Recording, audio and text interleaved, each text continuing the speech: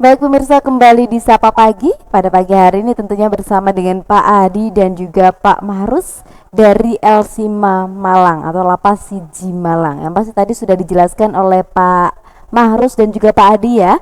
Bosnya memang Lapas kelas 1 Malang ini termasuk dalam salah satu lapas percontohan di Jawa Timur. Ini yang sangat luar biasa karena dengan kegiatan produktif yang diadakan, yang tadi juga sudah dijelaskan banyak sekali oleh Pak Adi ya. Jadi semacam ada balai latihan kerja seperti itu yang nantinya mungkin nanti setelah para WBP ini keluar dari lembaga pemasyarakatan memang diharapkan mereka bisa mandiri, kemudian bisa sembuh dari apa yang sebelumnya mereka lakukan seperti itu.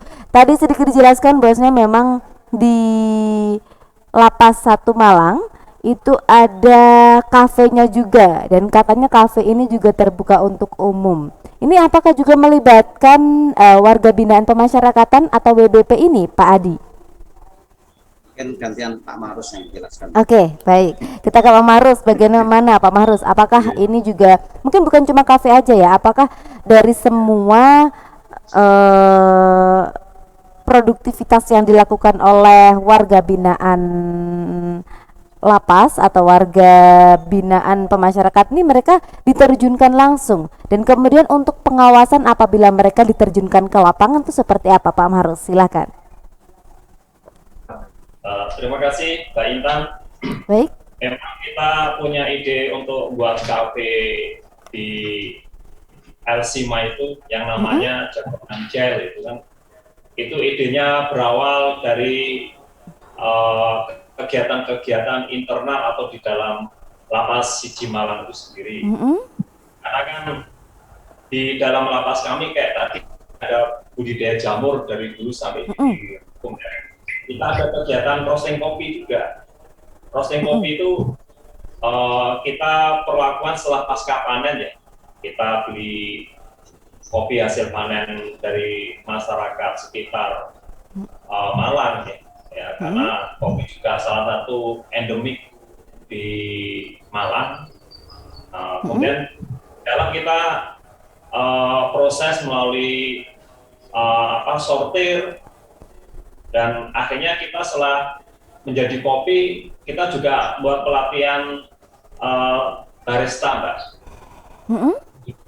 Di dalam kan kita ada kegiatan-kegiatan pelatihan tata boga.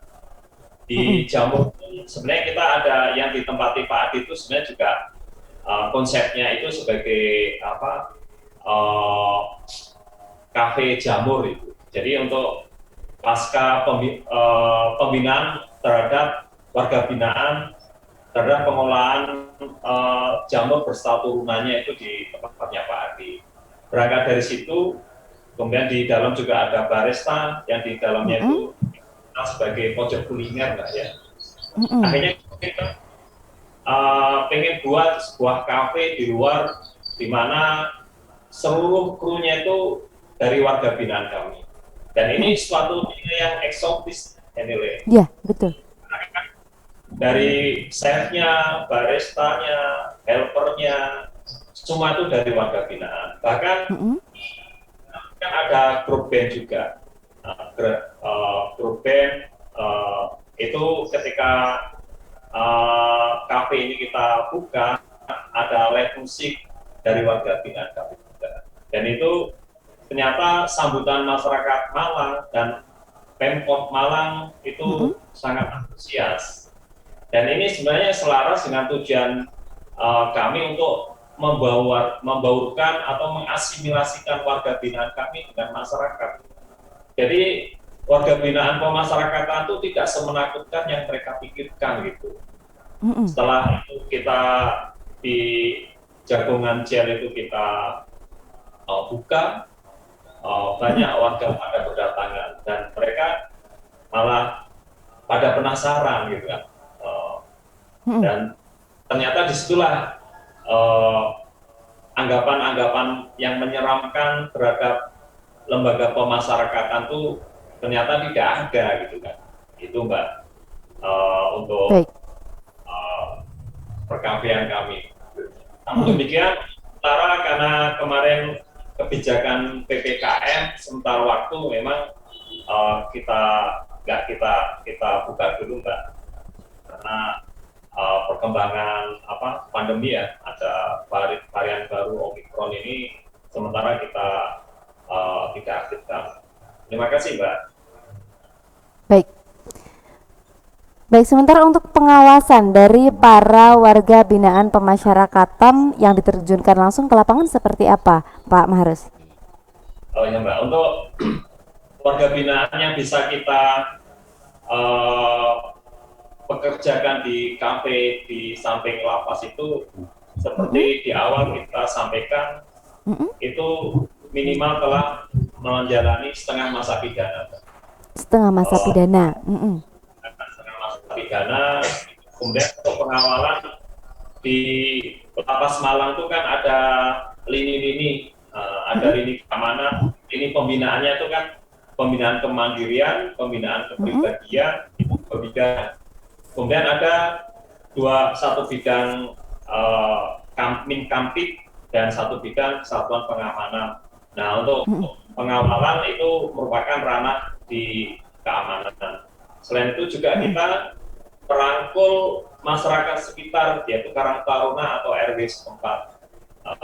Dan kita juga koordinasi dengan Koramil sama Polsek setempat untuk bantu atau mengawasi kalau ada hal yang sifatnya mengarah bagi terjadinya pelanggaran keamanan ketertiban, agar secepatnya diinformasikan ke kami sehingga kami dapat mengambil langkah-langkah pencegahan. Terima kasih, Pak. Baik, terima kasih Pak Mahrus. Kita kembali ke Pak Adi. Tadi kan ada banyak sekali jenis pelatihan seperti itu ya Pak Adi. Nah, di sini apakah para warga binaan pemasyarakatan ini mereka tuh memilih sendiri, berinisiatif untuk memilih salah satu dari banyak hal itu, atau dipilihkan, atau seperti apa itu Pak Adi? Itu sesuai apa yang dijelaskan di awal oleh Bapak Kabit Kegiatan Kerja Lepas Pemerintahan. Rasanya kami mereka setelah masuk mulai dari tahanan, terus mereka ditugas oleh sidang pengadilan juga intra. Tadi kan sudah dijelaskan bahwasanya mereka akan menjalani admisi, orientasi, dan mapenaling. Jadi dalam proses admisi, orientasi, dan mapenaling, dari awal mereka semenjak dari tahanan, kami ada yang namanya wali kemasyarakatan. Di wali kemasyarakatan ini yang mendampingi tahanan maupun narapidana dalam kehidupan sehari-hari. Jadi mereka kan riskan kan dari luar terus ke dalam, pasti psikologisnya tidak bisa membayangkan kan. Kita kan psikologis mereka, makanya kita ada namanya wali kemasyarakatan yang akan mendampingi mereka selama di dalam. Mereka berkeluh kesah, mereka curhat, sharing dan sebagainya. Terus mereka yang menyambungkan antara para binaan kemasyarakatan ke keluarganya kan begitu kalau ada sesuatu. Terus di situ kami ada yang namanya bidang pembinaan yang akan melakukan asesmen berdasarkan bakat, minat bakat mereka. Jadi mereka kami rekrut berdasarkan asesmen tersebut, berdasarkan bakat dan minat mereka. Seandainya mereka condongnya ke tata boga, ya mereka kita arahkan ke tata boga. Atau mungkin mereka yang pengen mencoba hal baru, mereka walaupun sudah menguasai las, tapi mereka bisa pengen belajar di mebel, ya kami persilahkan begitu, Pak. Begitu.